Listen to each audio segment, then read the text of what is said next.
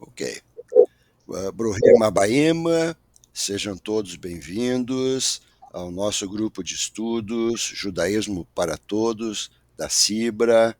Bruhá Abá, Helena Druck Santana, tudo bem contigo? Tudo ótimo. Tudo Feliz ótimo? com vocês. Maravilhosíssimo, melhor ainda com a tua presença.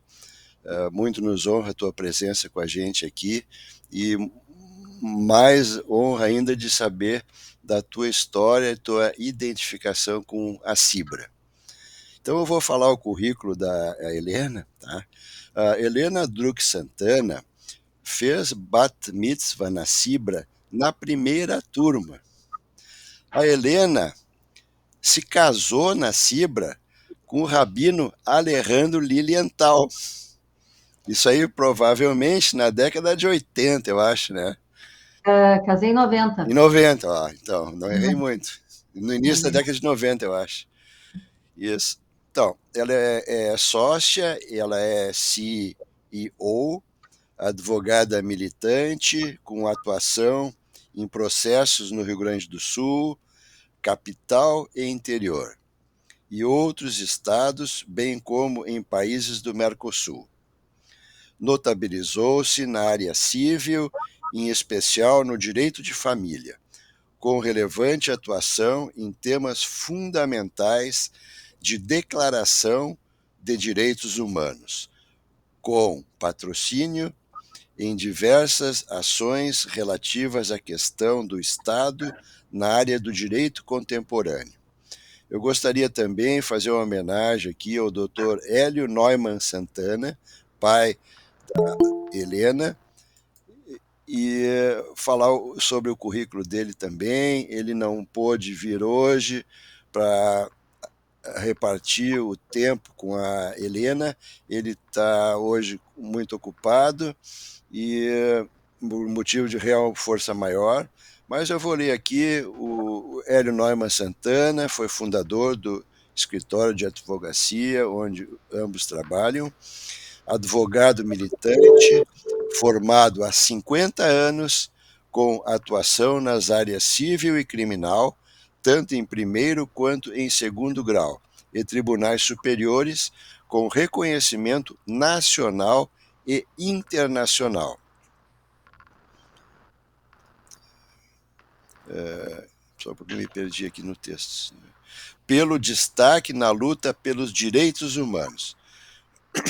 Teve papel pioneiro e fundamental no combate à descrição através da definição do tipo penal do crime de racismo no Brasil, tendo atuado no primeiro processo judicial nacional que tratou da matéria, classificado como histórico pelo Supremo Tribunal Federal e pela Unesco, cujo leading case teve repercussão em diversos continentes. Em reconhecimento ao trabalho técnico-jurídico que desenvolveu, recebeu diversas distinções em âmbito nacional e internacional. Também gostaria de fazer um comentário aqui sobre o caso Elvanger, do jurista Celso Laffer, ex-ministro das Relações Exteriores. O que fala o doutor Elvanger? Ele fala assim... Celso Laffer. Desculpa, o Celso Laffer, desculpa, isso mesmo. O Elvanger era o réu. Então, o doutor Celso Laffer fala assim: o caso Elvanger é um marco na jurisprudência dos direitos humanos, cuja prevalência na Constituição de 1988 é uma das notas identificadas como do Estado Democrático de Direito. Doutora Helena Druck Santana, com a palavra. Em primeiro lugar, nós estávamos conversando antes, eu queria agradecer muito o convite, né? Eu acho que todo compartilhamento de conhecimento, ele é sempre bem-vindo, né? E sempre engrandece, não só quem fala, mas para quem ouve, né? Saber ouvir é uma grande sabedoria, né?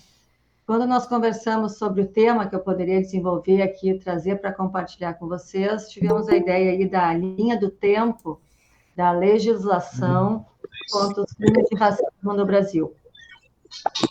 Quando a gente fala de tempo e de leis, qualquer um que dá um Google, né, nós podemos localizar diversas leis, as leis da sequência, e eu não vim aqui para falar do conteúdo de leis. Aqui eu vim, na verdade, eu proponho a vocês, né, a gente fazer uma viagem no tempo para conhecer e entender a origem de tudo isso, a evolução que acompanha a evolução, inclusive da sociedade, do enfrentamento das situações de intolerância, né, ao longo dos anos. Então, eu acho que o primeiro marco importante que a gente tem que voltar seria 34 anos atrás, seria no ano de 1989. E por que o ano de 1989? Foi o ano onde foi deflagrado esse enfrentamento dos crimes de antissemitismo na época que surgiram sob uma nova roupagem, né, através das publicações dos livros da editora Revisão. Naquela época, em 89, não só no Brasil como no mundo, surgiu um movimento revisionista histórico, que foi uma nova roupagem de antissemitismo, onde tentaram o negacionismo do Holocausto como uma forma de incitar as pessoas contra os judeus. Então, no verão de 89, Capão da Canoa, verão, praia, muita gente da comunidade judaica, o Elvanger resolveu lançar o seu primeiro livro firmado por ele, que era o Holocausto Judeu-Alemão, a verdadeira mentira do século. Isso fez o lançamento na praia e, evidentemente, nós judeus sempre como temos uma lente de aumento, qualquer obra que fala de holocausto, sempre surge o interesse, ainda mais um reduto praiano, onde até o acesso à compra de um livro é algo difícil. E aí começou uma gritaria geral, as obras eram não só racistas, não só antissemitas, mas incitavam as pessoas, além de ele negar a existência do Holocausto, uma linguagem extremamente agressiva aos judeus. Isso surgiu um problema comunitário, né, com manifestações de diversas entidades, as pessoas pedindo providências, o que era natural, muitas pessoas relembrando o período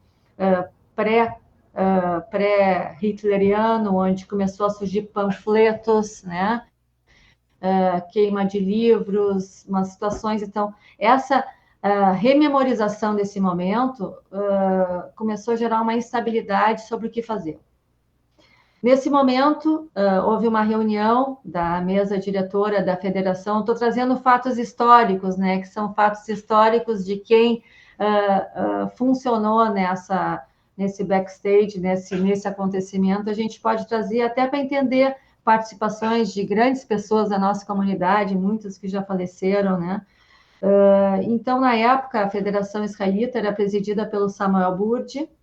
O meu pai era o diretor jurídico da Federação Israelita. Então, houve uma reunião com a mesa diretora da federação, junto com o Conselho das Entidades, junto com a Bnei Brit.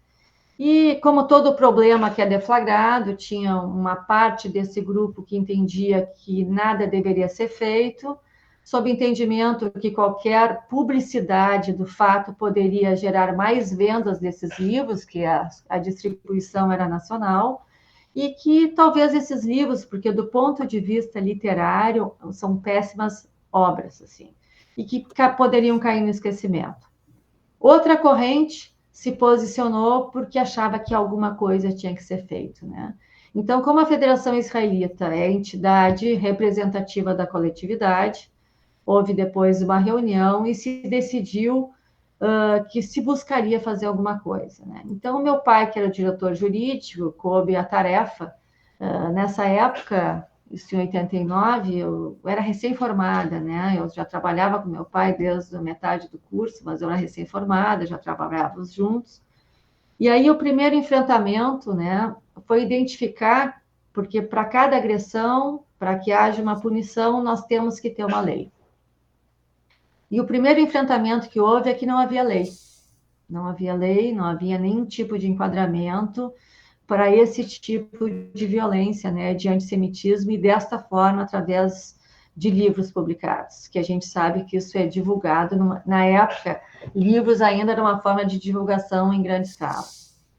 E com toda a modéstia, então se buscou inclusive o Ministério Público. Meu pai, junto com Abrão Feierman, fizeram uma visita ao Procurador-Geral de Justiça, que é o chefe máximo do órgão do Ministério Público. Meu pai levou um conjunto dessas obras da editora Revisão, e o Ministério Público também examinou as obras, deram as obras, examinaram leis e também não identificaram nenhuma saída jurídica, né? Então, voltávamos à estaca zero, né? Estamos sendo agredidos, é uma manifestação antissemita direta, né? Algo que todo mundo já sofreu situações de antissemitismo ao longo da vida, né? Mas nada tão violento, e que o nosso estudo apontava que isso não era um movimento isolado.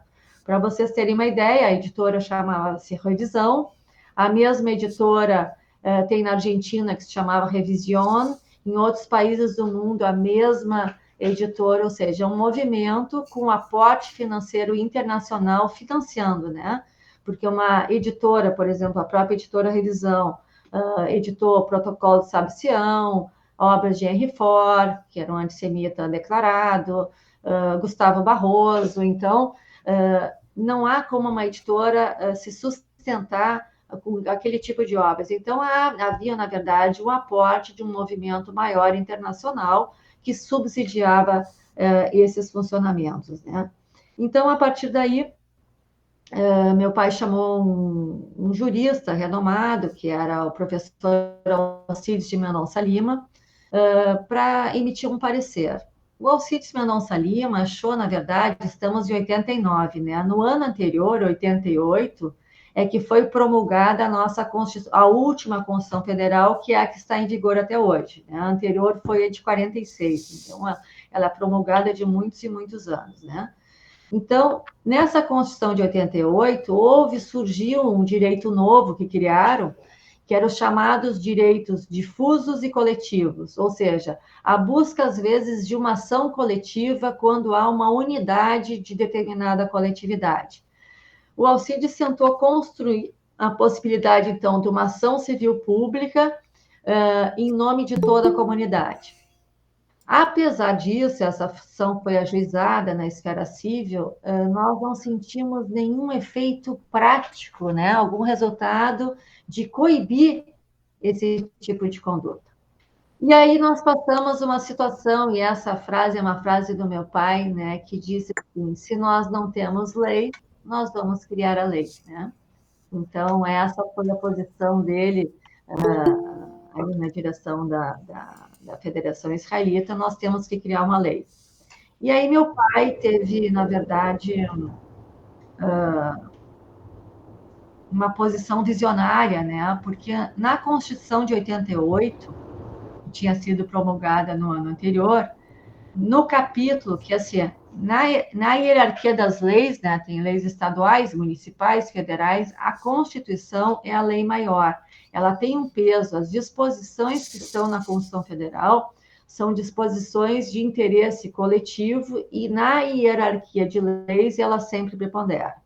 Dentro da Constituição Federal tem um capítulo que é o mais importante, chamado dos direitos fundamentais, né, das pessoas. E lá, dentro dos direitos fundamentais, a Constituição incluiu, no artigo 5º, inciso 42, um artigo dizendo que a prática do racismo é crime inafiançável e imprescritível, vírgula, na fórmula da lei. Nesse momento, meu pai disse: aqui está a saída, achei a saída. Esse na fórmula da lei. Nós temos que criar uma lei regulamentando a Constituição Federal para definir o que é a prática do racismo. Porque na área penal, para que vocês entendam, as coisas têm que ser objetivamente identificadas. Então, o que é racismo, né? Então, se nós não temos uma definição objetiva do que é racismo, nós não temos como enquadrar determinada pessoa a determinado fato. E aí nós entramos numa questão histórica que racismo, a criação da palavra racismo, ela vem de raça. E até então, lá, na verdade, a primeira lei que surgiu, que fala de racismo, foi em 1950, que é a Lei Afonso Arinos. mas ela não classificava o racismo como crime, mas sim como contravenção.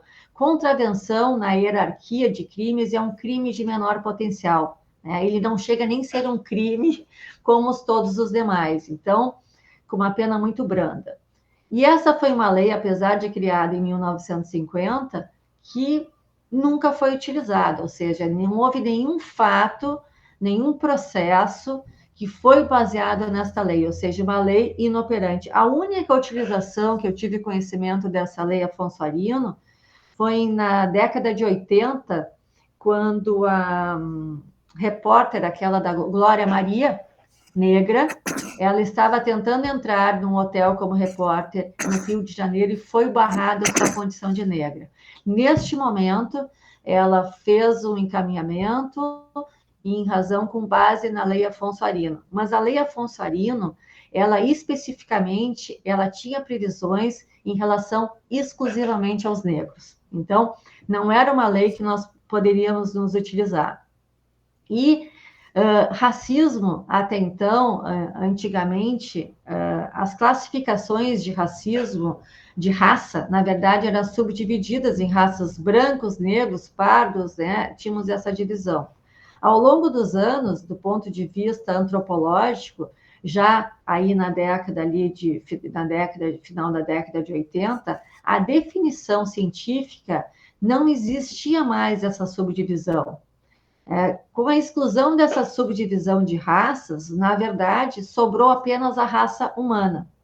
Então, nós nos deparamos com a seguinte situação: a nossa Constituição diz que o crime a prática do racismo é crime, certo?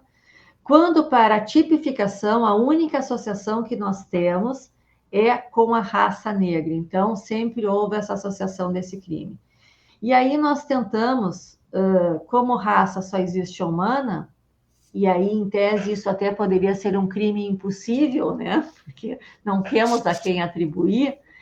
Então, neste momento, nós fizemos uma redação da lei associando pela primeira vez a discriminação à palavra racismo.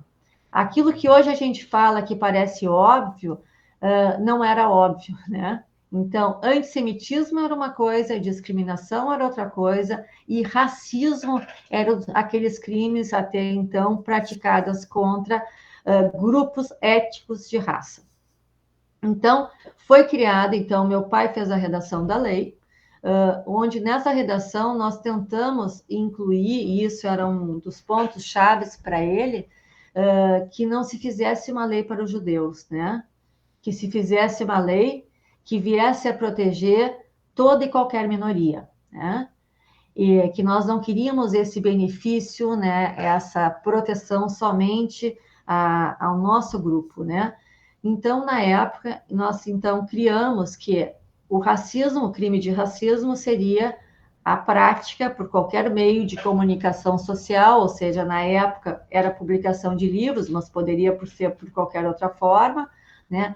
Por incitar contra raça, religião, etnia ou procedência nacional, ou cor. O procedência nacional, na época, nós já pensamos que poderia abranger alguma situação de antissemitismo em razão da figura do Estado de Israel, né?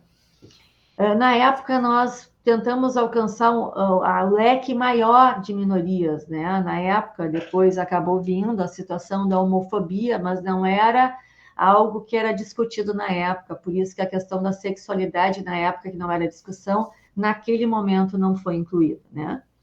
Então, já esboçado a questão da raiz daquilo que nós precisávamos regulamentar, e com essa construção de que racismo da Constituição era discriminação, ou seja, a nossa interpretação que racismo é uma discriminação, uma construção jurídica e social daquilo que a gente chama de discriminação por qualquer fator. Então, em razão disso, então, a Federação Israelita, eles se reuniram e acharam que tinham que achar um deputado federal, né, que assumisse junto, né, esse projeto com encaminhamento de uma lei. E, na época, pensaram no Ibsen Pinheiro, na época ele era presidente da Câmara dos deputados, fizeram uma reunião no Círculo, que então Círculo hoje em dia é Hebraica, né? E ele achou, evidentemente, um projeto nobre, uma causa nobre, moral. Então, ele fez o encaminhamento dessa lei, a Lei 8081, e acabou sendo sancionada no ano de 1990 pelo Collor. Bom, paralelo a todos esses movimentos de tentar achar uma saída legal, criar uma lei, a comunidade fervia, que queria providências, né? E o meu pai, uma pessoa muito sensata, né? Ele disse, olha, não temos como dar encaminhamento se nós não tivermos lei. Chegou, inclusive, a ter alguma notícia crime na polícia, mas nós sabíamos que o delegado, para fazer um encaminhamento ao judiciário, ele tem que ter uma lei para enquadrar qualquer tipo penal, e não havia. Então, com a lei que foi promulgada em 90, então nós podemos dar um encaminhamento na esfera policial do inquérito contra o Wanger, e depois foram ouvidos, inclusive, diversos sobreviventes, né, do Holocausto, da nossa comunidade, e aí acabou parando no judiciário, e a denúncia, que é aquele primeiro momento da ação penal, foi encaminhada pelo Ministério Público. Vocês têm que entender que no universo de crimes que tem interesse social, sempre o dono, o titular da ação penal é sempre o Ministério Público. Então, neste momento, a Federação Israelita ingressou, através do meu pai e de mim, na condição de assistente da acusação. Então, nós funcionamos nesse encaminhamento, nesse processo criminal contra o Wanger, na assistência da acusação. Esse processo que começou, então, em 91, seguindo essa linha do tempo, que a gente está de 34 anos para trás para frente, né? Esse processo demorou 4 anos entre ouvida de testemunhos e tudo mais, quando nós fomos surpreendidos ao final dessa fase da prova policial, que o Ministério Público, que é o dono da ação penal, pede a absolvição do Wanger. Não sei se vocês tinham conhecimento desse fato, né? Ele pede a absolvição sob o fundamento de que, com base no direito de liberdade de expressão e criação artística e literária, porque eram obras escritas. E a nossa juíza, a juíza que presidiu o processo grande desses 4 anos, é uma juíza negra chamada Laís Barbosa. Naquela ocasião, ela tinha tirado uma licença de 1 ano para fazer um doutorado. E aí entra uma juíza substituta, de origem alemã, Bernadette Friedrich, e ela dá uma sentença de absolvição do Wanger, né? Então, nós estávamos numa situação isoladas, foi um momento bastante difícil, né? Porque nós não tínhamos nenhum precedente nacional, nós não tínhamos nenhum precedente internacional. O único caso no mundo que nós identificamos foi um caso que aconteceu no Canadá, por antissemitismo, mas onde na Suprema Corte o réu acabou sendo absolvido, porque lá no Canadá eles entenderam que tinha que provar o dano daquela incitação contra judeu. Bom, diante dessa situação, o Ministério Público pediu absolvição, então nós entramos, então, na assistência da acusação, representando a federação, nós entramos com recurso ao Tribunal de Justiça. Na época, isso nós estamos mais ou menos em 94, 95 foi a sentença, nós estamos mais ou menos em 1996. E aí foi atribuído à terceira Câmara Criminal do Tribunal, e lá nós tivemos um parecer brilhante do promotor de segundo grau, que chama-se Procurador de Justiça, o nome dele na época é o Dr. Carlos Otaviano Brenner de Moraes, que inclusive recebeu uma homenagem depois pela Bnei Brit, deu um parecer brilhante com essa regressão e entendendo, representando o Ministério Público, que havia crime, e crime de racismo com base naquela lei 8081 que nós tínhamos criado. E, na sequência, os desembargadores, que são os juízes já do tribunal, por 3-0, por unanimidade, condenaram o Wanger. Então, na verdade, a grande condenação por crime de racismo, de antissemitismo, se deu em nível nacional no nosso estado do Rio Grande do Sul, com essa condenação da Terceira Câmara Criminal, onde o relator é um desembargador chamado Fernando Mótolo, uma pessoa brilhante. Bom, dessa decisão do tribunal, então, nós conseguimos reverter, né, aquele quadro, porque uma das piores coisas que a gente enfrenta, às vezes, no judiciário, é que a gente entra com uma ação, perder, isso poderia, nesse caso, dar uma sensação de impunidade maior, né, aos racistas, aos antissemitas, né, como se isso fosse convalidar, né, as suas atitudes. Bom, em razão disso, depois o Elvanger recorreu até Brasília, perdeu, né? Passado um tempo, lá por volta de 2001, 2002, ele entra com habeas corpus em Brasília, dizendo: olha, o meu crime é contra judeu. Como o judeu não é raça, o meu crime não é de racismo, não é um crime imprescritível da Constituição Federal. Então, toda aquela construção, que na verdade, nós, na redação da lei, nós associamos racismo não à raça, mas à discriminação, passou a ser discutida no ponto máximo do nosso judiciário, que foi no Supremo Tribunal Federal.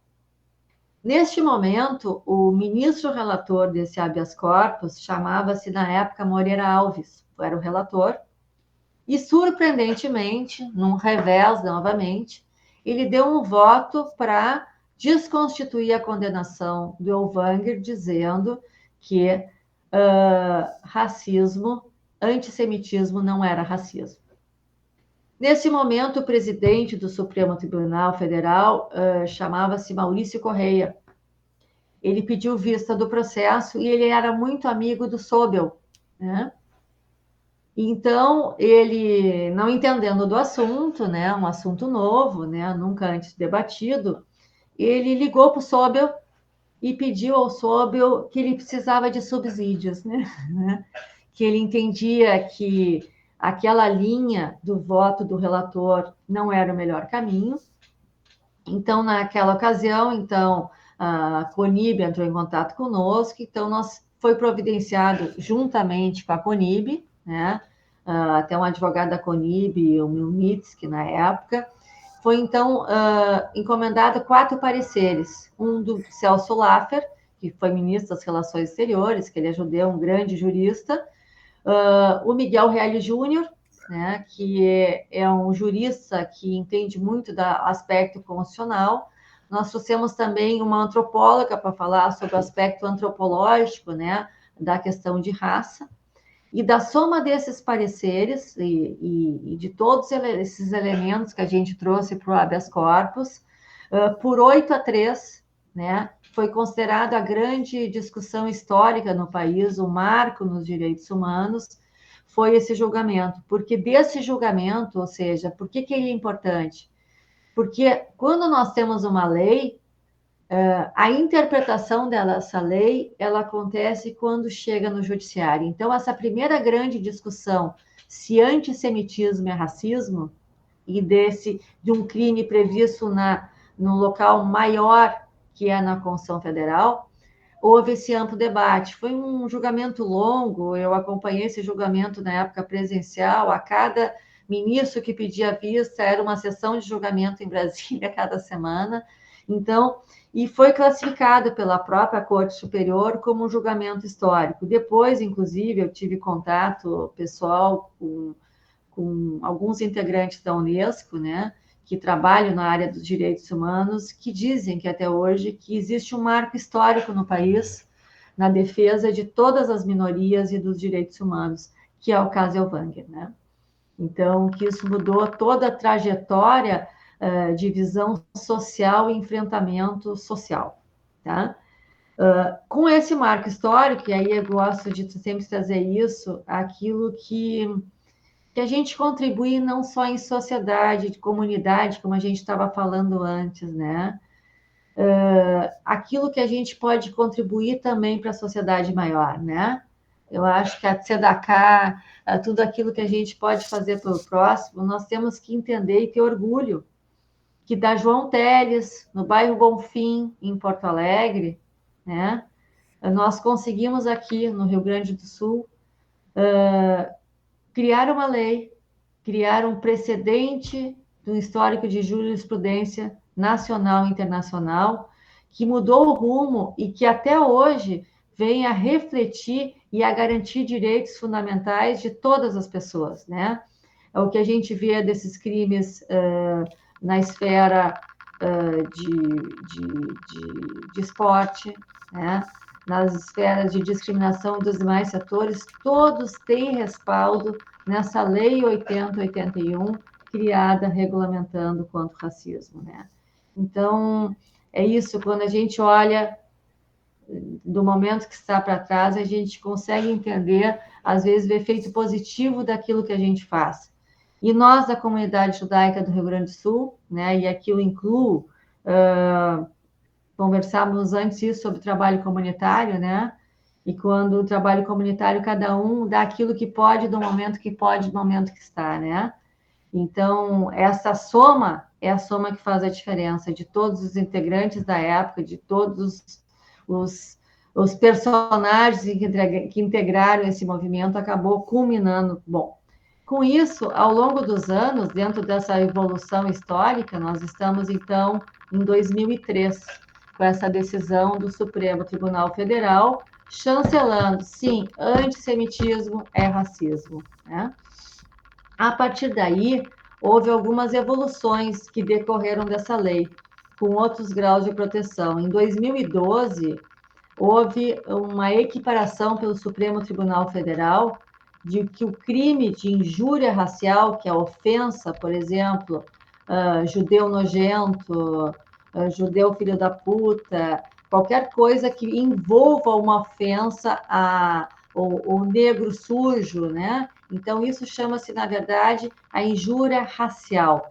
Antes nós tínhamos, nos crimes de ordem privada, os crimes que vocês já ouviram falar, que chamam os crimes contra a honra, que é calúnia, difamação e injúria, né? Esses são crimes de ordem privada. Se você me ofende, eu posso processar ou não, é uma opção da pessoa esse processo. E aí foi criada essa figura qualificada. A injúria é esse tipo de ofensa, né? Quando ofende uma pessoa.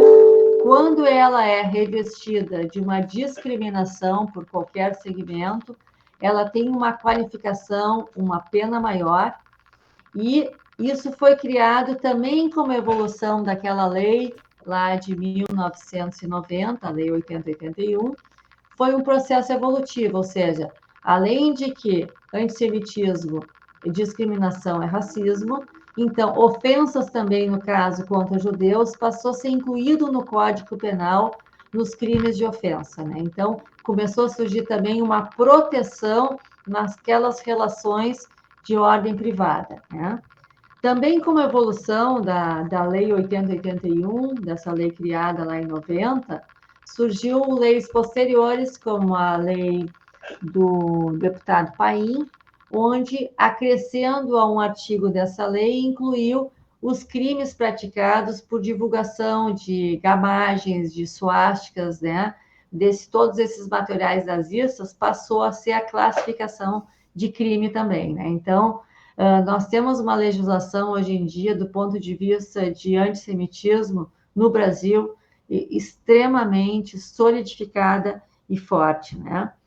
E ainda evoluiu, né, que em 2012 houve a inclusão dessa injúria racial, essa ofensa de uma pessoa para outra, também hoje em dia é considerado o crime de racismo da Constituição Federal. E, por fim, dentro dessa linha legislativa, em 2019, como a homofobia não tinha sido descrita na lei, vamos lembrar, raça, cor, religião, etnia ou procedência nacional, né?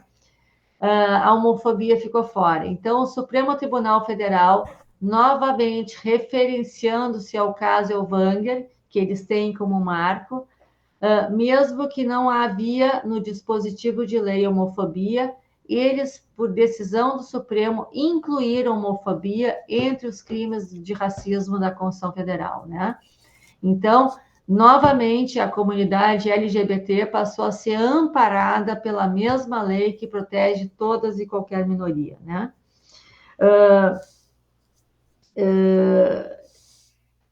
Esses tempos, a semana passada, nós estávamos, todo mundo viu na televisão essa situação do Vini Júnior, né? Vini Júnior, jogador de futebol negro, com ofensas de macaco na Espanha, né? Um movimento de repúdio nacional e internacional, e nós nos deparamos com uma informação que desconhecíamos, né? De que na Espanha não há lei. Não há lei que respalde crime de racismo, né? Então, às vezes a gente desqualifica aqui o nosso país sobre diversos pontos, né? Mas nós temos uma legislação que foi evoluindo em diversos pontos, que ela já tem 34 anos, né? Que serviu de base para a Argentina, serviu de base para outros países, né? Como a gente construir, né? Como a gente construir para que tenha um respaldo, porque na Alemanha, em pleno 2023, né? Nós não temos esse respaldo, né? Bom, dentro dessa evolução desses crimes de legislação, respaldo, nesse meio tempo foram surgindo outros crimes, né? Como foi o caso dos skinheads, né? O fato dos skinheads aconteceu em 2005, então, dentro daquela linha, ou seja, enquanto 2003 o Supremo consolidou que o crime de Elvanger, a discriminação, ela se equiparava ao racismo, 2 anos depois, 3 jovens da comunidade judaica são atacados por um grupo de skinheads em plena Cidade Baixa porque portavam kippá, né? Então, ali, o crime maior que era discutido naquele processo na verdade, o homicídio, a tentativa de homicídio, né? Então, na verdade, a questão do fato gerador daquele crime foi o simples fato de serem judeus. Então, o racismo também entra no processo criminal de homicídio. Foi a primeira vez que foi levado ao tribunal de júri, skinheads, né? Para responder por um crime doloso contra a vida, que foi a tentativa de homicídio, cuja motivação torpe. Esse processo demorou 18 anos. Esse processo, nada se justifica esse tempo, né? Mas depois de muita luta, muito enfrentamento, eu e meu pai, da assistência da acusação, representando esses 3 jovens, né, que já não são mais tão jovens, né? Ao total, nós conseguimos uma condenação de 8 de 10 desses réus, né, que culminou no julgamento há poucos meses atrás, dos últimos 3 que ainda não tinham sido levados a julgamento. Evidentemente, essa novela não terminou, existem recursos, né? Recursos que vão até Brasília. Muitos deles são ligados a movimentos como o PCC, ao tráfico internacional de armas. Então, os crimes não são isolados, né? Recentemente, logo depois do último julgamento, nós vimos uma situação daquele ataque à escola aqui em Maquiné, né? Então, eu, numa entrevista dada nesse último júri, eu fiz uma reflexão e pensei, né? 18 anos de um fato, né? Com uma sociedade onde repudia todo tipo de intolerância, nós temos visto um recrudescimento enorme desses movimentos neonazistas, né? Nos últimos 5 anos, houve um aumento de mais de 300% de células neonazistas, né? Onde a maior concentração é na região sul do país, né? Santa Catarina, Paraná e Rio Grande do Sul, né? E aí vem a interligações daqueles que se identificam contra os judeus, né? No processo do processo dos skinheads, alguns questionamentos, os livros de Elvanger eram os livros de cabeceira desse universo de neonazistas, né? Então, a gente vê que existe um submundo, e o que a gente tem a certeza? Não tem como a gente erradicar o antissemitismo, erradicar a discriminação. O que a gente tem que ter é uma lei forte. a gente tem que ter uma resposta forte do Poder Judiciário, né, para que seja coibido, que isso seja reprimido. Se a gente voltar no tempo, aquela sentença absolutória lá pela liberdade de expressão, a gente tem que entender aquele momento, né? Ali em 80, 90 e poucos, nós estávamos não muito distante do fim do regime militar, onde a questão da censura ficou um trauma social. Então, na liberdade de expressão, e essa foi a tese, nós defendemos que se a liberdade de expressão é um direito constitucional, o crime de racismo, igualmente, é um crime constitucional. Então, o que deve haver é um equilíbrio entre os dispositivos constitucionais. Não existe direito ilimitado de nenhuma natureza, né? O direito de um esbarra no direito do próximo. Então, não há nenhuma liberdade de expressão na publicação de livros se o conteúdo desse livro fere o direito do próximo, né? E a nossa Constituição também, nessa discussão que também acabou ocorrendo no Supremo Tribunal, que é o equilíbrio dos dispositivos constitucionais. Então, no caso do Wagner, na publicação de livros, a obra literária foi um instrumento do crime, né? Eu, por exemplo, eu não posso editar um livro com roteiro como se produzir, fazer um tráfico de armas, porque o tráfico de armas é crime, eu não posso citar. Então, o instrumento do crime, ser um livro ou ser uma publicação, e hoje em dia a gente vê também dos crimes pela internet, né? Aliás, o Elvanger teve outras condenações, né, que depois ele descumpriu e ele começou a comercializar os livros pela internet. Então, isso decorreu num novo processo na Justiça Federal, de um problema que surgiu há muitos anos atrás, né, que teve o marco zero ali dos crimes da internet, né, que foi um outro enfrentamento difícil, né, contra quem promover, quem é o responsável, essa discussão que nós temos recentemente, inclusive, né, quanto às limitações que buscam ser impostas. E ele teve uma condenação, só que ele acabou morrendo, ele acabou não cumprindo, né, essa segunda pena, que ele não era mais réu primário, né? Então, historicamente, né, a gente sempre tem que, quando a gente vê uma lei, a gente tem que entender o momento social, o efeito, o conceito das pessoas e a aplicabilidade, né?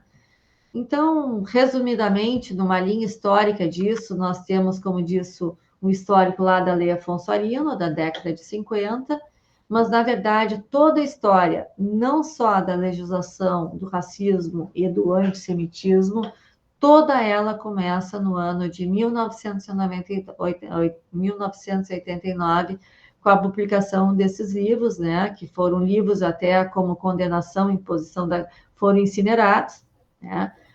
Entre eles Protocolo de Sábio de Sião, Acabou o Gás, que é uma obra onde ele nega a existência das câmaras de gás em Auschwitz, etc, etc. Então, eu estou aqui à disposição para vocês, eu sei que pode parecer um universo um pouco árido, mas eu tentei, espero que eu tenha conseguido, que vocês entendam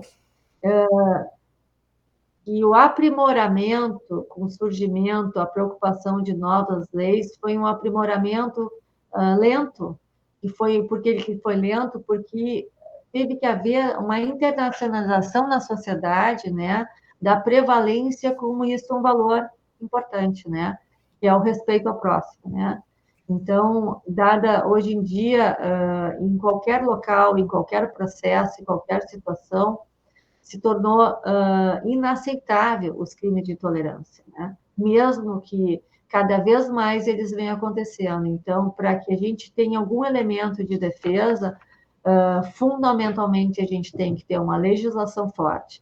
Eu tenho um grande amigo que é um juiz da área criminal, e esses tempos anda buscando subsídios sobre essas questões do racismo, porque ele diz que atualmente a incidência de distribuição de processos de racismo nas varas criminais é de um volume nunca antes visto, né? Então, resumidamente, é esse panorama desse histórico que eu estou à disposição de vocês para trazer qualquer outros esclarecimentos que forem necessários e, se necessário, a gente fazer um debate naquelas dúvidas que vão surgindo ao longo do tempo, né? Muitíssimo obrigado, Helena. Meus parabéns. A gente aprendeu muito. Eu não fazia ideia de que a gente tinha que criar uma lei porque não tinha lei. E o que vocês fizeram por todos os judeus do mundo, isso aí é uma coisa que não tem preço. É vocês fizeram o que tinha que fazer. E isso aí me deixa bem sensibilizado. Então eu vou abrir para perguntas. Só como eu já estou falando, eu já vou aproveitar e vou fazer a minha. Tá? A gente tem, a gente sabe, né, que o antissemitismo ele é baseado em desinformação. E a gente sabe que nunca houve, em todos os tempos, uma tamanha facilidade de dar informação ou desinformação. Que a gente tem a internet, se a gente vai verificar qualquer antissemita, por trás dele está uma desinformação. Desde a criação do nazismo, desde agora com diversas manifestações antissemitas, todas com desinformação. Inclusive, se a gente quiser fazer uma pesquisa e baixar protocolos do Sábio do Sião gratuitamente na internet, a gente consegue. Queria ver os teus comentários, Helena. Eu acho que o avanço da tecnologia, né, a globalização, né, a rapidez da informação, os instrumentos que nós temos hoje em dia, eles podem ser potencialmente funcionar para o bem e para o mal, né? O que eu vejo é que existe como todo grupo, né? Todo grupo existe em raízes de identificação, né? Eu vou dar um exemplo. Nesse grupo de skinheads, sempre tem aqueles que são os ideologicamente convictos, né?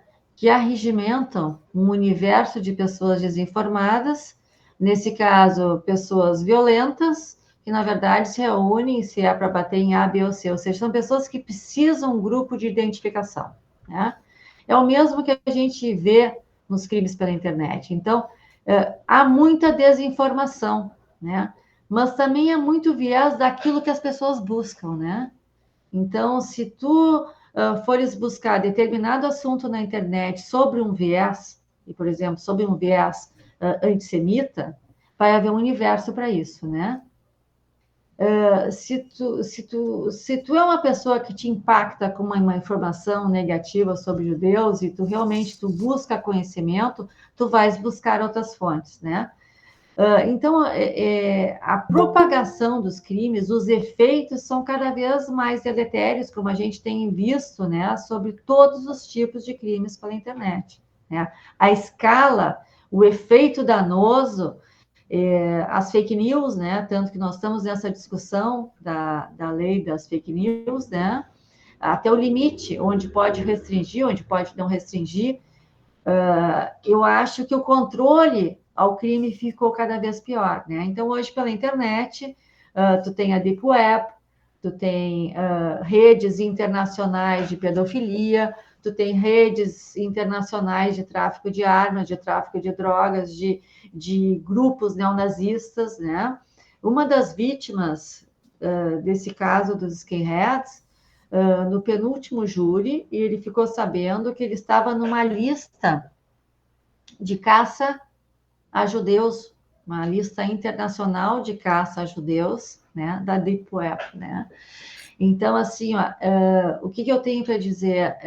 Os mecanismos têm que ser cada vez maiores de controle e punição. Nós temos hoje delegacias especializadas, quer na esfera estadual como federal, pelos crimes também, da forma moderna como elas são cometidas, né? Então, eu acho um universo difícil que a gente está vivendo, né? E eu acho que nós temos que nos proteger mais, né? Porque eu acho que a propagação dos crimes de intolerância são cada vez maiores, né? Eu não sei se eu consegui te responder assim a pergunta, né? Não, conseguiu. O que que a gente pode Não estou fazer? ouvindo. Opa, desculpa. Sim, conseguiu. O que que a gente pode fazer na prática? Uma das coisas que eu fiz quando eu baixei o protocolo do Sábio do Sião, escrevi para a Federação Israelita. Faz 6 meses, ninguém me respondeu nada. Abri uma denúncia no Ministério Público, também não sei o que aconteceu, que também não recebi nenhum retorno. Se tu quiseres, tu podes me passar esse encaminhamento ao Ministério Público, eu vou ver o Tá? encaminhamento que foi feito e vamos ao encaminhamento, Claro, eu né? vou pegar o protocolo e vou te passar. A gente, voltamos ao que falamos no início, né? A gente tem que trabalhar sempre em grupo, né? Uhum. Maravilhosíssimo. A gente tem que funcionar em grupo. Nós temos uma ampla experiência desses crimes, né, de racismo ao longo da nossa história, disposição para isso, me encaminha. Eu até converso com o pessoal da federação para ver se foi feito algum encaminhamento, né? E os outros, tem outras obras, né? Eu tenho, na verdade, eu fiz uma pesquisa, eu estou fazendo um levantamento, assim, sobre a editora Revisão, ela continua aberta, o Elvanger morreu, né? Então, na busca da identificação, porque se nós entrares na página da editora Revisão, é possível comprar obras, né? Então, eu sou que nem um cão perdigueiro, mais ou menos assim, eu não cansei ainda, né? né? Maravilha. Então, me passa esse Sim, encaminhamento que sim, foi amanhã feito para mesmo vou te passar. a direção para quem e a cópia do documento foi encaminhada ao Ministério Público. A gente, num trabalho conjunto, eu vejo com a federação, que puder agregar para a gente dar esse encaminhamento, porque assim, né? É esse trabalho de formiguinha, né? A gente não deixar passar, né? Maravilhosíssimo. Existe delegacia especializada, né, nesses crimes raciais. Então, é só ver o caminho que foi dado, e se não foi dado, dá esse encaminhamento, né? E se não houve encaminhamento, eu acho que tu também tem que buscar o retorno, né? Certo. né? A gente... E estou à disposição, Tá, então sob todos os agora aspectos. obrigado, Helena. A gente tem por ordem, primeiro Mário Becker, segundo Sander Friedman e terceiro Kátia Desessartes. Mário. Me ouvem? Sim, Mário. Ouço, Tá ok. Quarto lugar, Primeiro, Débora grande Gleisi. agradecimento. Ok. Um grande agradecimento a Helena e em teu nome também a teu pai. Vinha e venho acompanhando muito à distância e o que você trouxe só aumentou a minha admiração e agradecimento. Eu tenho 4 pontos assim que eu gostaria de muito rapidamente que você abordasse. Primeiro, alguma coisa da pessoa Elvanger. O que você acredita que na pessoa dele fez ele tomar essas atitudes francamente antissemitas? Isso é um. O outro é um caso que parece que vai pipocar aqui no Brasil, que é, se não me engano, o nome da pessoa é Waters, do grupo Pink, Floyd Pink, Pink Floyd, que parece que vem para o Brasil também. Terceiro, eu moro desde 96 aqui em Campinas, e quando eu cheguei aqui ainda tinha uma editora que, se não me engano, tinha alguma coisa a ver com a revisão também, que tinha uma publicação, Humanos era o nome da publicação. Não sei se isso aí tinha alguma coisa a ver com essa rede, vamos dizer assim, da qual o Elvanger fazia parte. Então, na verdade, são esses 3 pontos. Elvanger como pessoa, essa vinda desse Waters, ou nome parecido, e se havia alguma conexão com esse grupo de Campinas. Bom, referente ao Elvanger, o Elvanger é um homem de origem de Santa Cruz, no Rio Grande do Sul, um grande reduto de neonazistas, né? Então, a posição do Elvanger não foi à toa. Ele, ideologicamente, Ele é um antissemita, um neonazi, né? E dentro desse universo, desse submundo, né, onde vivem essas pessoas, ele é um mártir, né? Ele é um mártir. Então, até mesmo os processos que aconteceram dentro do meio desse universo de antissemitas, né, nessa escala, em todas as esferas de criminosos, né, porque os admiradores deles funcionam na esfera penal, de homicidas, né? Então, ele é uma figura pública, ideologicamente, ele não era um homem de cabeça fraca, né? E ele dedicou a vida dele, abriu uma editora, se buscou para saber, tentar localizar qual era o subsídio financeiro, né, desse movimento, mas ninguém abre um negócio, né, com venda, varejo de um negócio que não é rentável, né? Então, aquilo ali é a construção de uma ideologia, né? Existe uma rede, o advogado dele, na época do processo, tinha todo o histórico também de um nazista, né?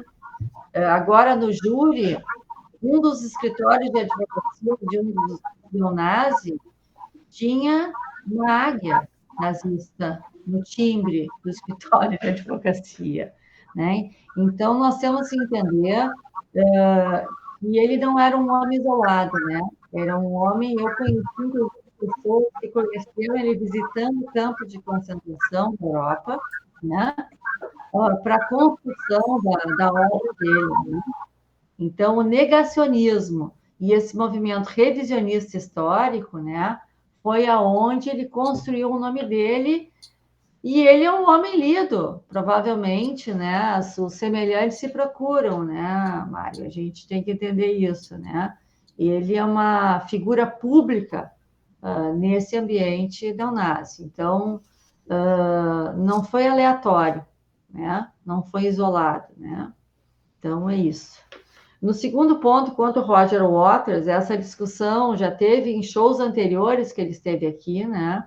Ele teve diversas manifestações contra Israel, né? Então, existe alguns movimentos sendo feitos, eu não sei exatamente nesse momento qual é o encaminhamento que o Ministério Público está sendo feito, mas para qualquer comunicação de fato disso tem que haver um encaminhamento, né? Alguns países já rechaçaram, cancelaram shows dele, né? E conhecendo o histórico do que nós temos visto em relação a ele realmente ele é um antissemita, né? Que não esconde, né? Então, eu não sei como é que vai ficar. Eu já vi que a agenda dele já tem agenda para Porto Alegre, já tem agenda para Rio, São Paulo, né? Recentemente, nós tivemos uma situação com uma reação pública muito importante, que acabou havendo um cancelamento no Bar Opinião, de uma banda como é o nome norueguesa, né? Onde um dos integrantes eram do movimento neonazi, né? Nesse boicote, né? E aí o Bar Opinião tomou a decisão, apesar de já estar todo o contrato, não tinha nem... cancelou o show, acabou acontecendo em Brasília o show, né? Mas houve um repúdio social. Então, as redes sociais, inclusive comunitárias, né? De trazer esse debate, né? Aí ela tem um efeito positivo, né? Quando a gente quer esse enfrentamento. Eu não sei como é que vão decidir ainda, não vi nenhuma manifestação de órgãos oficiais aqui ou de movimentos, nem da federação, nem de outras entidades, como é que vão proceder em relação a isso, né? A agenda começou há pouco, né? Foi agendada há pouco, né, o show dele. Então, não sei o que vai acontecer. Mas que é um antissemita, ele é. Eu não tenho a menor dúvida a respeito. E o terceiro ponto, quanto a Campinas, essa editora... chegastes a comprar algum livro, alguma publicação? Não, eu não cheguei. Eu sei que ela existiu, mas já faz mais de 15 anos que não vejo mais nada. O que acontecia muito é que algumas livrarias, a Palmarinca aqui em Porto Alegre foi isso, né? Ou sebos, né? E faz uns 2 anos atrás, eu vi umas obras do Elvanger no sebo, né? E eu fiz esse enfrentamento, né? Então, às vezes, os donos dessas livrarias têm livros de exposição para venda e não tem ideia, né? Então, eu acho que também o dever da informação, né? E entender que muita gente não sabe que está ali está sendo vendido, a comunicação fez retirar da prateleira, fez retirar da venda, né? Então, eu acho que tu deverias averiguar junto a essa editora, né? Se até pelos sites, redes sociais, né? Se a provocação, se alguma dessas obras. Se há, o primeiro elemento importante é comprar a obra, né? Uma notinha, ou com uma transferência, com o Pix, né? Porque é uma prova. E aí, encaminhar para que haja, na verdade, uma delegacia especializada dos crimes, né, de racismo, né, para averiguação, né? Porque isso, a venda de livros proibidos, porque são proibidos, né? É um crime. A comercialização é crime. Queria só acrescentar que o Yad Vashem deveria saber disso, se vocês não quiserem chegar lá, todo esse trabalho importante de vocês, aí do escritório de vocês, viu? Eu estou à disposição, né? A gente tem que fazer esse trabalho de formiguinha, né, Mário? Não importa que é um livro num local em Campinas, eu acho que esse trabalho de comunicação. Agora, ficou meio abafado o som, eu não ouvia as tuas últimas falas, eu não entendi. Quando eu perguntei se tinha alguma obra comprada lá nessa editora. Não, Helena, eu não encontro mais por aqui. Eu só acrescentei, e vou até olhar, só acrescentei que o importante trabalho de vocês, importante que o Yad Vashem em Jerusalém esteja bem a par. Tá bom. E eu estou à disposição também, se tiver algum elemento disso, vamos atrás, né? Junto com a comunidade judaica de São Paulo, a gente sempre faz uma parceria. Eu tenho uma ligação muito forte, carinhosa com a Conib, né? Então, a gente tem, na verdade, uma troca de interligação de informações que é muito importante, né?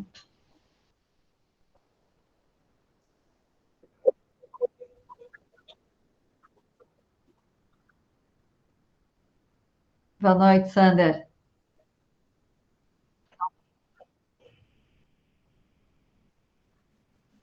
Boa noite, Helena. Boa noite, todo mundo. Boa noite, Sander. Muito bom te ouvir. Muito didática, muito clara. Helena, tu és parente do Geraldo? Eu sou nada mais, nada menos do que irmã, a única irmã. Eu imaginei. Pô, que dupla, hein? O Geraldo é o máximo, né? E tu não perde nem um pouquinho. Meu irmão realmente é uma figura muito especial, né? Muito especial, muito especial. Bom, Helena, esse é um tema incrível, né? Fantástico. E esses saltos, né, entre a gnosiologia jurídica e a gnosiologia antropológica, que são intraduzíveis, mas que servem para atrapalhar o caminho da gente, né? Sim. Então, falar de racismo no meio dos antropólogos não faz sentido, porque não existe raça, mas falar em racismo no meio jurídico faz todo sentido. Mas a gente vive um período em que os técnicos não jurídicos, de repente, ganharam um poder absurdo no meio jurídico, né? E eles que não sabem nada de filosofia do direito, né, da linguagem do direito, acabam mandando praticamente no processo de direito. É um absurdo. E eu falo aí como perito, né? Eu sou psiquiatra, trabalhei muito como perito, no Rio de Janeiro, principalmente, na Justiça Federal, especial e comum, na Justiça Estadual. E a gente vê isso. Por exemplo, na família, tu vens da família, não é mesmo? Sim. E os psicólogos das varas, os assistentes sociais das varas, sem ter formação nenhuma jurídica, eles mandam no juiz, fazem estudos sociais que têm um valor no processo de direito, valor de prova técnica, sem que eles sejam peritos e sem haver espaço para o contraditório.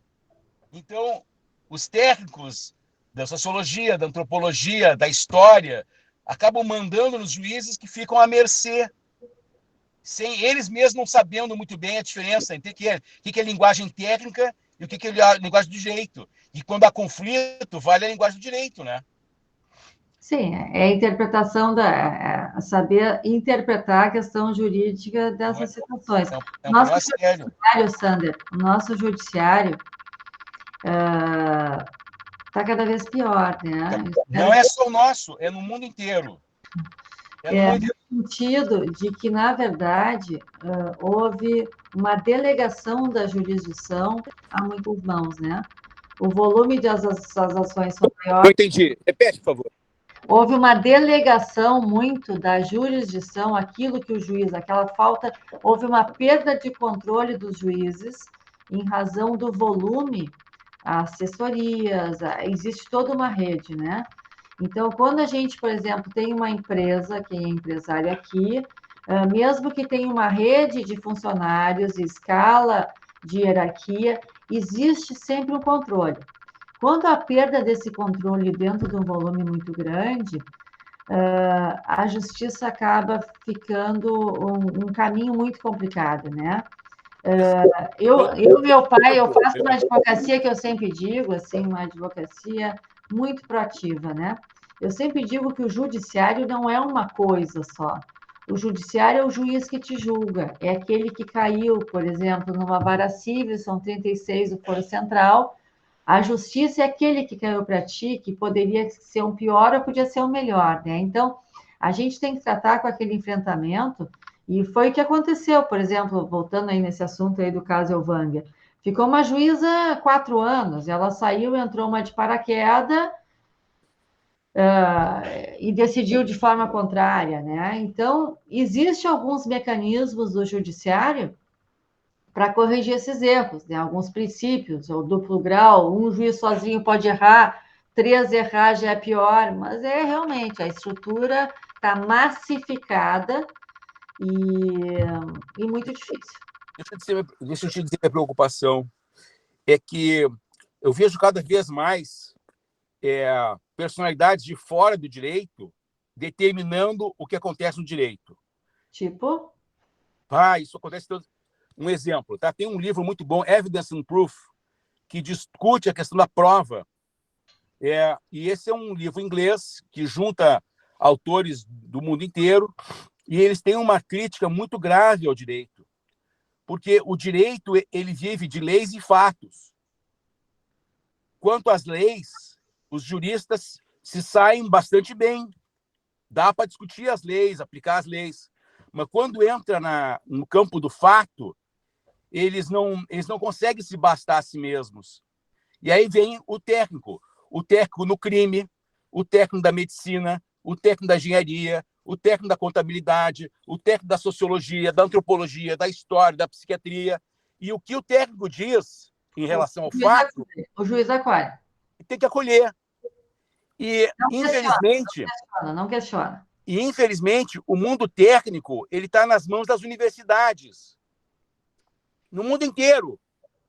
E aí as universidades elas carregam uma força ideológica, política excessiva.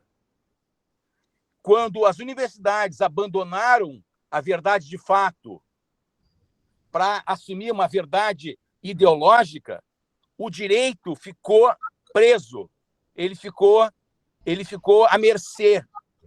E aí a gente tem um problema hoje, que as leis elas estão sendo totalmente subordinadas aos interesses políticos.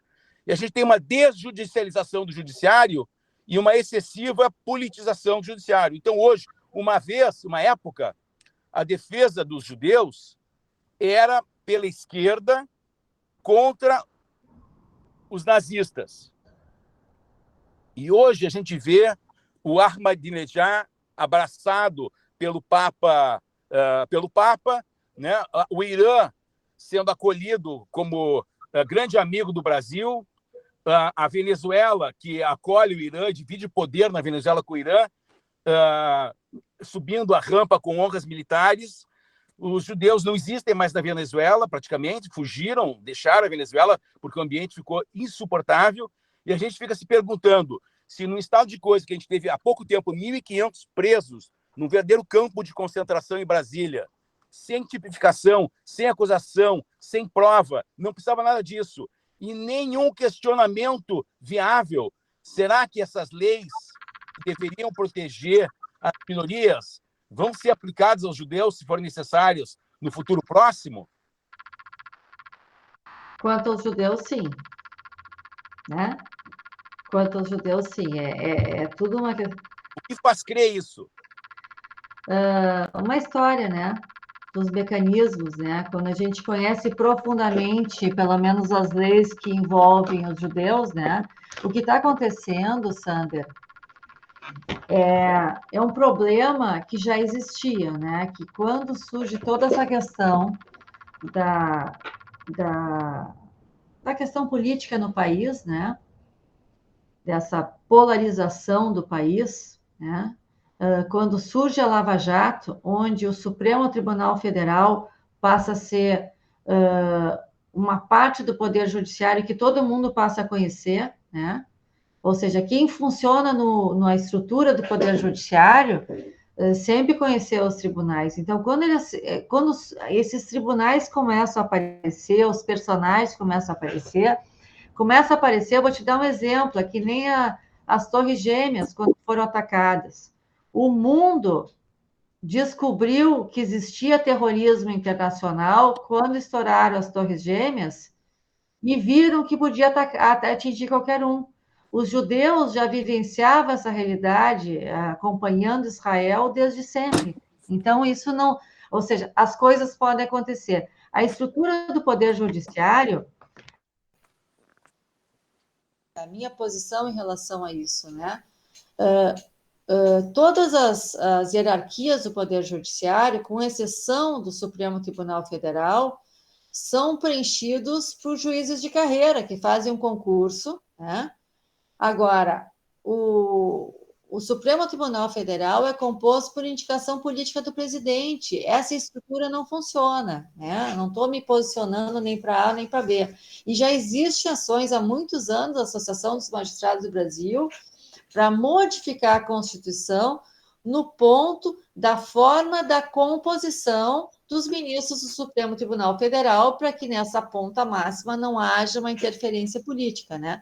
Só que quando a gente vê essa ponta do Supremo Tribunal Federal, ela não representa todo o nosso Poder Judiciário, né? A matéria que chega no Supremo Tribunal Federal é matéria estritamente restrita, são questões de alta repercussão geral e algumas questões de competência, de matérias, de uma coisa muito específica, que é a matéria do Supremo Tribunal Federal. Né? Mas isso é o que devia ser, não é o que é, né? Obrigado.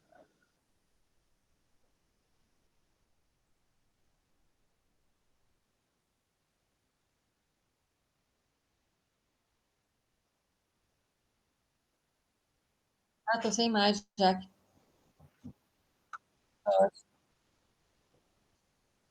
Não, vamos ver. Será?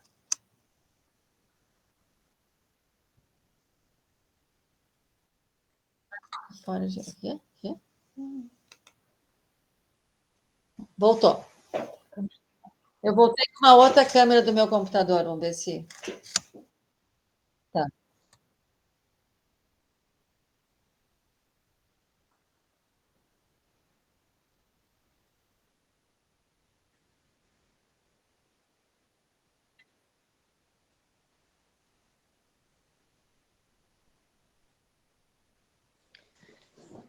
Tudo bom, Kátia? Prazer conhecê-la.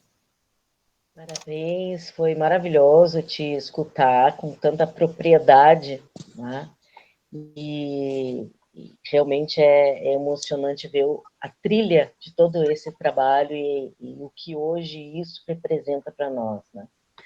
Eu, como jornalista, eu muito me questionei desde a época de faculdade com relação ao assunto, né, dos judeus, ao assunto dessa questão das minorias, enfim. E o que me deixa triste como jornalista é ver que ao longo desses meus mais de 20 anos de formada, né, pouco ou quase nada tem mudado enquanto a narrativa, né, primeiro, sobre Israel, né, e segundo, sobre a própria comunidade judaica no Brasil, né? Isso realmente me deixa muito triste e eu fui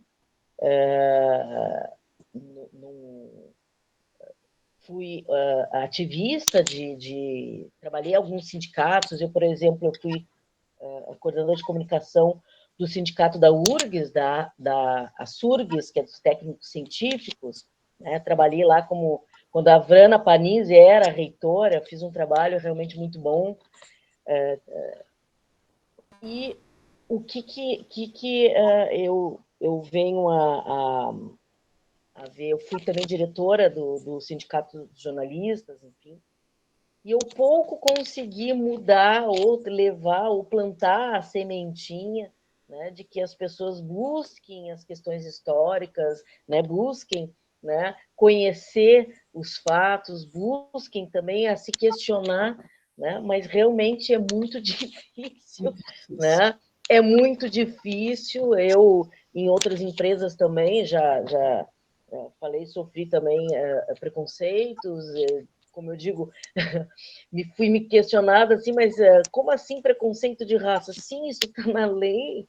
Se você oprime alguém pela sua posição religiosa, isso é.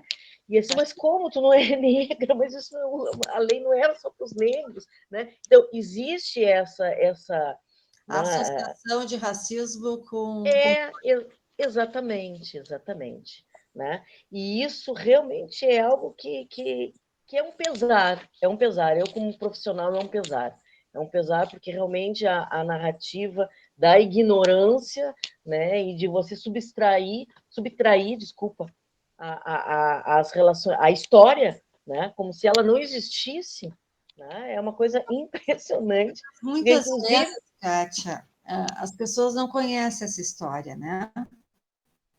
Então, aqui, nós estamos aqui nesse universo aqui, né? Quando a gente vê uma lei, quando a gente vê um julgamento, a gente vê o resultado, a gente, às vezes, perde, não conhece como é que surgiu aquilo ali, como é que as coisas aconteceram, como é que as coisas foram construídas no passo a passo, né?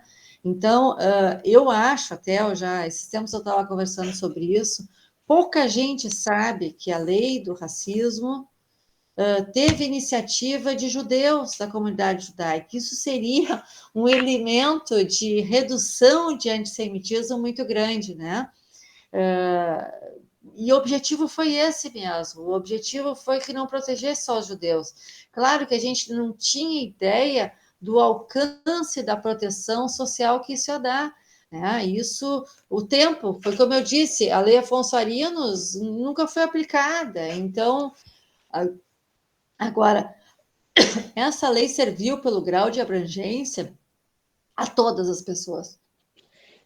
Isso com certeza, Helena, mas enquanto, por exemplo, jornalista, eu sempre me questionei que nós temos no país inteiro, né, veículos de comunicação de todas as esferas, né, portais de notícias, televisão, rádio, que estão na mão de judeus, e mesmo assim, não digo que você vai impor, mas educar, né? Vamos educar, vamos fazer aquela a pílulazinha, né, de Mas para isso tem que ter um interesse, né? Eu vou te dizer esse o questionamento, né? Esse é o questionamento. Esse ano. Tem um juiz amigo meu chamado Sidney Brususka, foi um juiz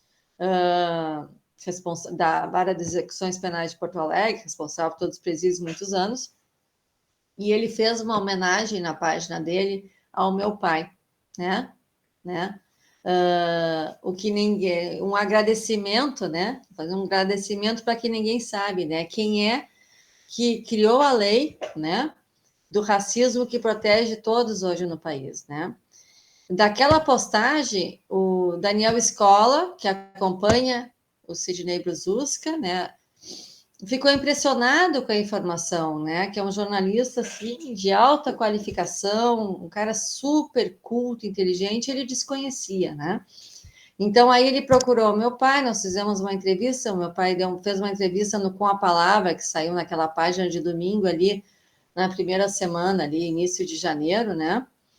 E ele veio buscar muita informação, até eu disse que eu convidei ele hoje, ele não podia, que ele disse que ia estar na fronteira do pensamento, mas ele disse que assistiria depois, se gravado, né? Então, muita gente desconhece, Kátia, né? Isso entra no dever de informação, né?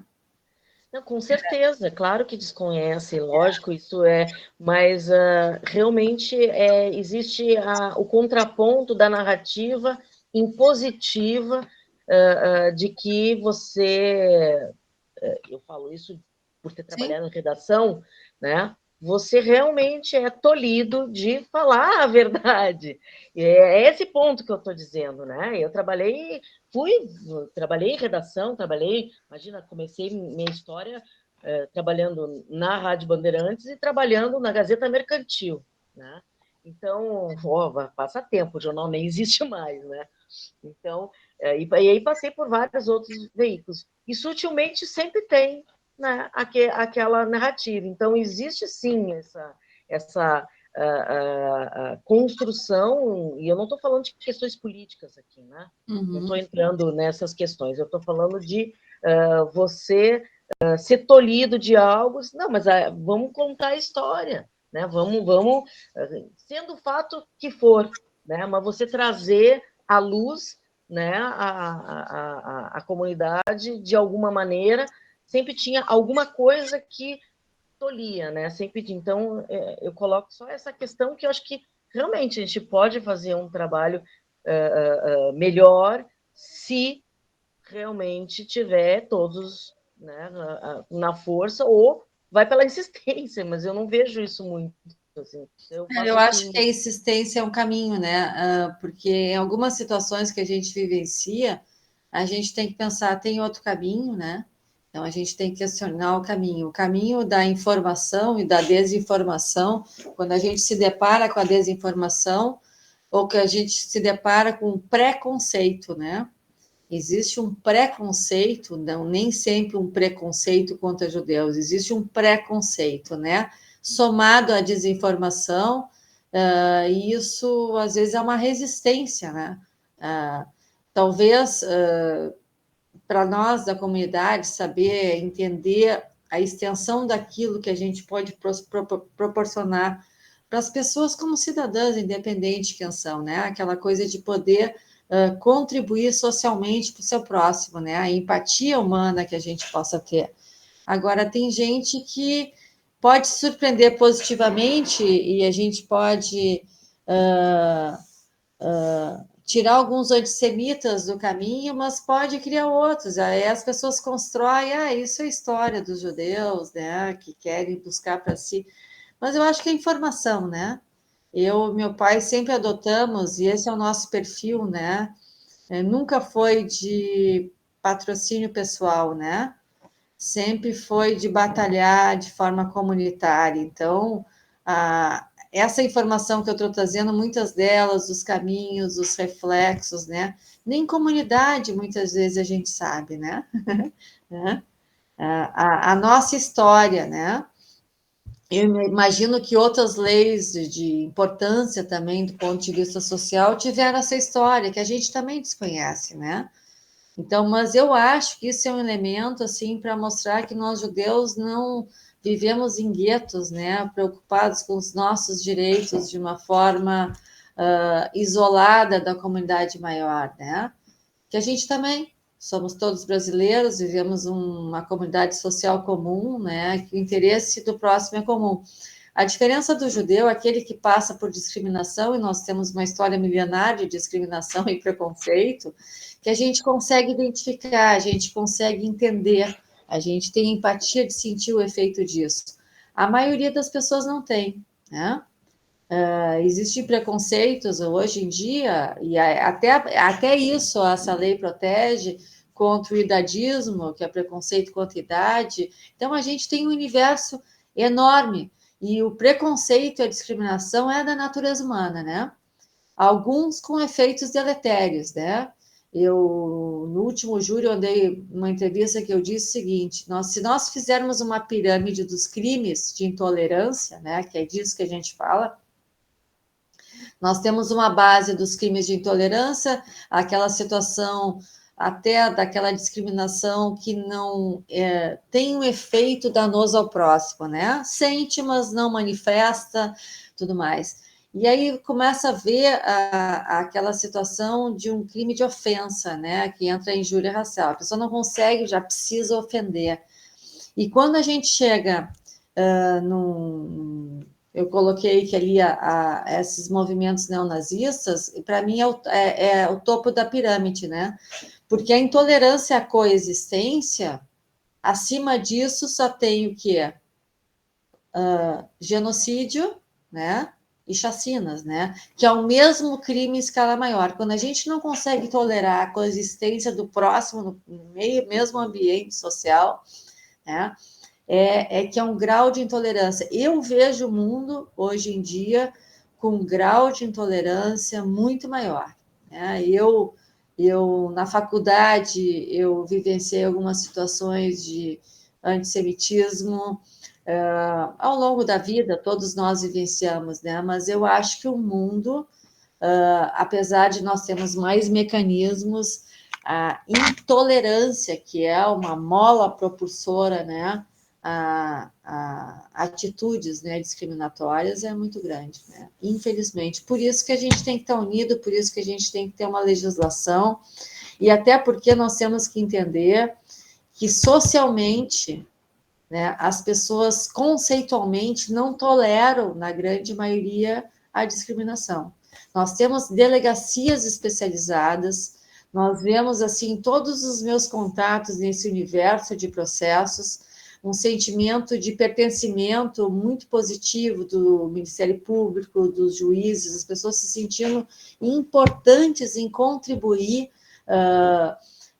no combate a esse tipo de crime, né? E é um crime como se fosse, nesse universo do crime, hoje em dia, 95% dos crimes são ligados ao tráfico, né?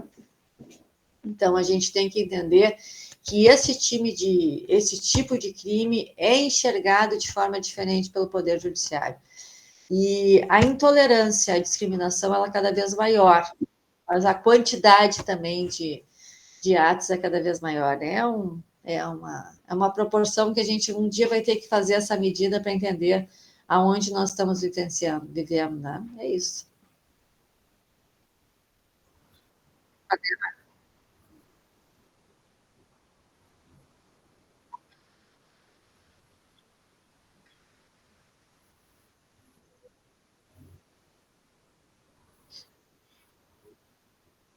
É um decurso de prazo legal, né? É um decurso de prazo